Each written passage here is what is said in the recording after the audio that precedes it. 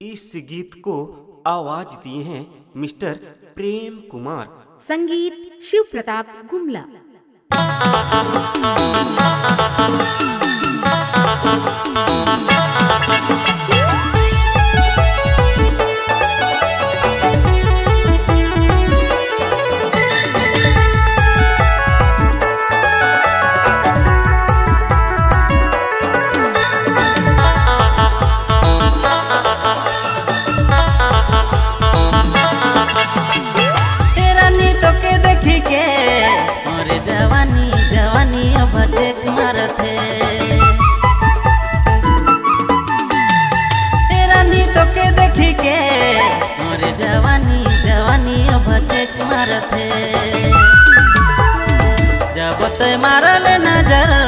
जब ते मारल नजर मोरे जवानी जवानी भटक मारते। जब ते मारल नजर मोरे जवानी जवानी भटक मारते।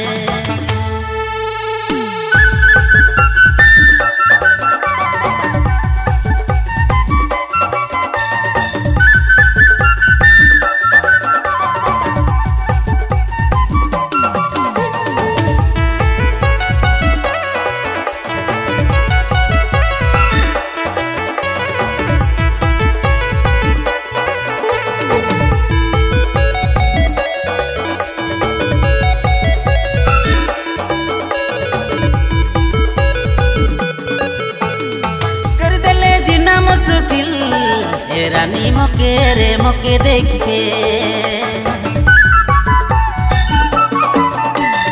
कर दिले जीना मुश्किल। रानी मोके देख के जब ते मारल नजर मोरे जवानी जवानी भटक मारते।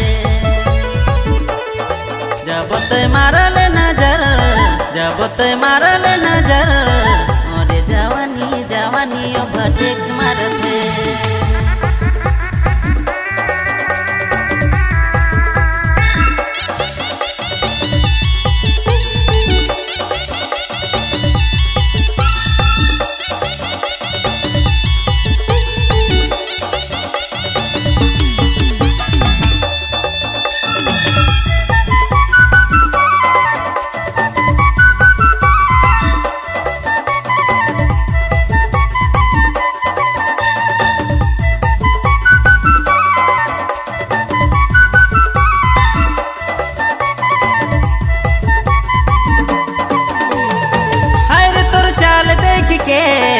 अरे मोर दिल अरमानी मानल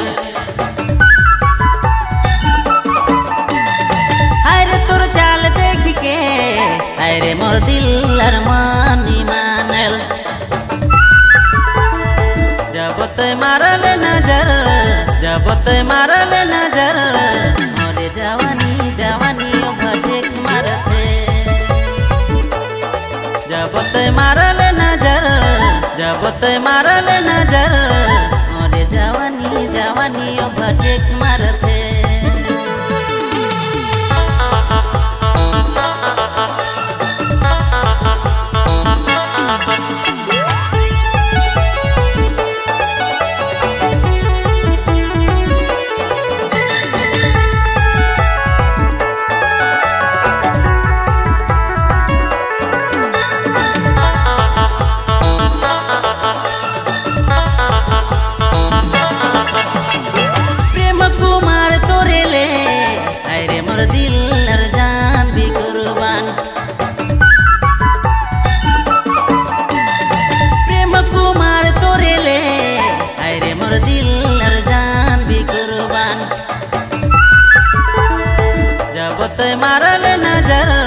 जब ते मारल नजर मोरे जवानी जवानी भटक मारते। जब ते मारल नजर मोरे जवानी जवानी भटक मारते।